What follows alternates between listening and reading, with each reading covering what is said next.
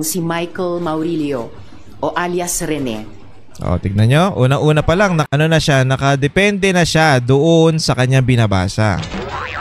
Ay, syempre naman, napaghandaan na yan eh. Mula na rin sa sarili niyang bibig, Okay, siya basa. ay tumestigo noon sa pagdinig ng Senate Committee on Women sa mga alegasyon ng seryosong krimen laban kay Apollo Kibuloy.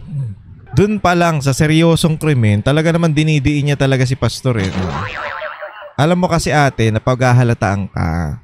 Kung merong kang puso doon sa mga kababaihan, bakit yung ibang nare-rape hindi mo pinapansin? O kung meron ka talagang puso sa mga yon, nakakapagtaka. Bakit itong si Pastor Kibuloy lang ang inaatupag mo? Asa na yung mga hearing nyo doon kay Senior Aguila? May mga drama ka din doon eh. Hindi ko naman pinagtatanggol si Senior Aguila. Wala tayong pakialam doon. Pero nasa na yon? After mo mag-hearing, nasa na?